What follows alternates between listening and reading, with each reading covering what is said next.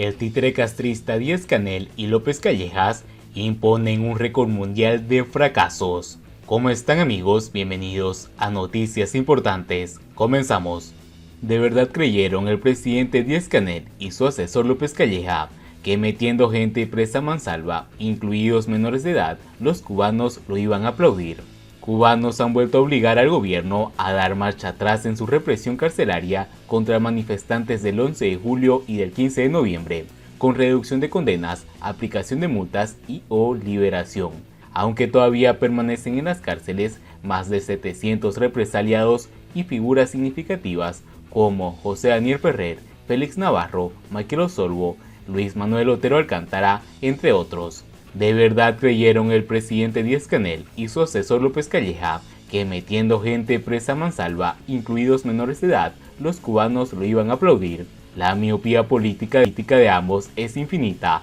porque nada abre más brechas con los ciudadanos que los encarcelamientos y la represión. La dictadura más antigua de Occidente volvió a equivocarse en la intensidad de la represión, creyendo que una combinación de reparto de migajas en la Guinera, en Fanguito y otras zonas empobrecidas por el comunismo de compadres, con largas condenas de cárcel y juicios sumarios, resolverían sus crisis, que es insoluble y estructural. Lejos de amilanarse, familiares de los prisioneros políticos, activistas como Saily González, Carolina Barrero y la enfermera Welcy Cruz y opositores como Guillermo Fariñas, levantaron la voz y dejaron en evidencia al tardocastrismo, que ostenta el récord en marcha atrás desde el paquetazo neoliberal de enero de 2021, la gran primer derrota del comunismo en Cuba. La prensa independiente, denostada por la maquinaria propagandística, cara e inservible del oficialismo, como agentes de la CIA y otras fruslerías de catálogo de insultos,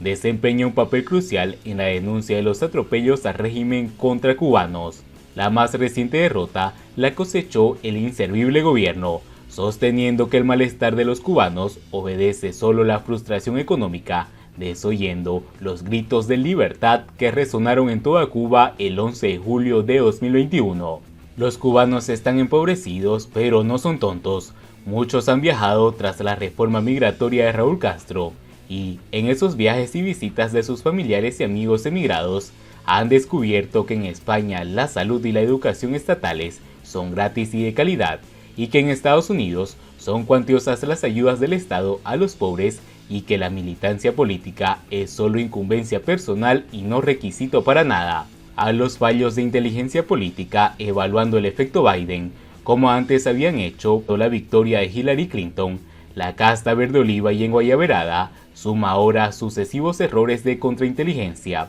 que no previó la respuesta popular a la tarea de ordenamiento, ni el 11 de julio, ni la ola repulsiva ciudadana a los actuales gobernantes, incluidos combatientes de la revolución.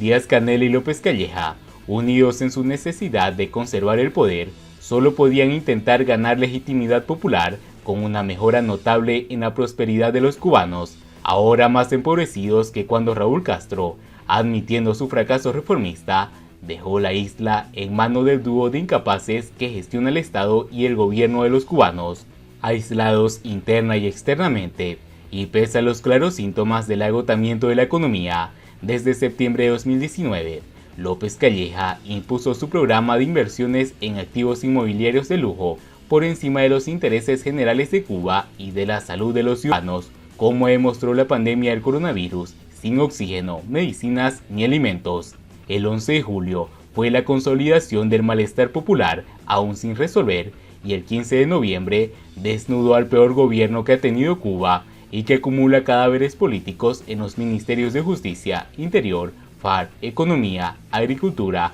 Alimentaria, Comercio Interior, Recursos Hidráulicos y de Cultura. Cubanos opositores y deseosos de cambios políticos estructurales que también promuevan la libertad económica le tienen cogida a la baja al dúo Díaz-Canel López Calleja, dos políticos inmaduros y carentes de patriotismo, sentido de soberanía y de un modelo de país libre y próspero, aunque ambos siguen creyendo en los milagros, como su ansiado diálogo con los Estados Unidos, que ya ha reiterado que primero dialoguen con su pueblo. Mientras llega ese momento, distraen la espera suicida con anuncios de donaciones exóticas, como aquella colecta de dinero que promovieron para comprar jeringas para las vacunas financiadas por Irán, a apostar por la solución de los problemas con dependencia e injerencia externa ya ha fracasado en diferentes épocas de la historia, incluido el concubinato con la Unión Soviética. Insistir en recetas caducas y seguir alimentando mentiras solo hará más intensa la explosión y dejará a los actuales gobernantes sin un sitio donde esconderse en el mundo. Mientras tanto, el régimen llama peones de los enemigos de la revolución a manifestantes del 11 de julio y actores de la sociedad civil en Cuba. Nos ha correspondido juzgar a quienes, actuando como peones de las arremetidas subversivas e intentos de desestabilización de los enemigos de la revolución, han cometido hechos vandálicos, agresiones violentas contra las autoridades y funcionarios y otros graves delitos, expresó el presidente del Tribunal Supremo Popular. El régimen cubano celebró la ceremonia oficial de apertura del año judicial 2022, calificando como peones a los manifestantes y actores de la sociedad civil que han sido juzgados por protestar, denunciar a la dictadura y ejercer sus derechos como ciudadanos. Nos ha correspondido juzgar a quienes, actuando como peones en las arremetidas subversivas e intentos de desestabilización de los enemigos de la revolución, han cometido hechos vandálicos, agresiones violentas contra las autoridades y funcionarios y otros graves delitos, expresó Rubén Remigio Ferro, presidente del Tribunal Popular. Presente en el acto, el primer ministro Manuel Marrero Cruz subrayó la responsabilidad profesional y el acierto de los órganos de justicia y manifestó que, gracias a estos atributos, la sociedad confía en la impartición de justicia en Cuba. Despreciando la voluntad y el coraje de cientos de miles de cubanos a lo largo de 2021, han hecho público su malestar con la falta de derechos y libertades, con la represión del régimen contra los activistas que los promueven. Los altos funcionarios y miembros ejecutivos de Miguel Díaz-Canel llamaron peones de los enemigos de la revolución a los pacíficos manifestantes del 11 de julio, 27N y demás eventos de protestas que han puesto contra las cuerdas al poder totalitario. Para Marrero, el sistema de tribunales constituye una fuerza para la institucionalidad del país en la concreación del Estado socialista de derecho y justicia social, señaló este lunes el órgano oficial del Partido Comunista de Cuba, haciendo un llamado a estrechar aún más los lazos entre el gobierno y las instituciones del sistema judicial. El primer ministro destacó que la filosofía de unidad de poderes con la que, según Díaz-Canel, trabaja la llamada revolución, repercute a favor del bienestar de nuestro pueblo. Por su parte, Remigio Ferro se mostró satisfecho con la cruzada emprendida por los órganos de justicia contra supuestos aquellos individuos que contravienen e incumplen los protocolos y medidas sanitarias establecidas en un año en que la pandemia del coronavirus dejó al descubierto la prevaricación de los gobernantes que se desentendieron de la salud pública para destinar el grueso del presupuesto del Estado en inversiones en el opaco sector turístico y bienes raíces en manos de los militares. Coleros, especuladores, ladrones y usureros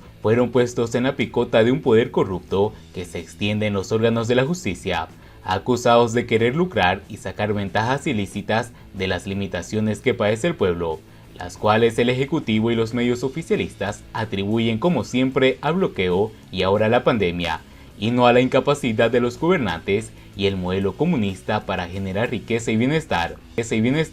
Con la presencia de Rogelio Polanco Fuentes, jefe del Departamento Ideológico del PCC, Yamila Peña Ojeda, fiscal general de la República, Óscar Manuel Silvera, ministro de Justicia, entre otros, el régimen totalitario solemnizó la represión que ejerce sobre los ciudadanos cubanos que desean un cambio, en un acto que formaba parte de las tradiciones republicanas y que el castrismo enterró en 1970 para que la continuidad lo desenterrara en 2019, dejando en evidencia el decorado farsesco que lo identifica. Con al menos 727 manifestantes del 11 de julio, incluidos 15 niños y 70 mujeres, en las cárceles de Cuba, según los datos del Grupo de Trabajo Independiente Justicia 11 de julio, y más de 1.300 personas detenidas por participar en las protestas, con 234 cubanos a la espera de juicios con peticiones fiscales de hasta 30 años de privación de libertad, con más de 140 ciudadanos acusados de sedición,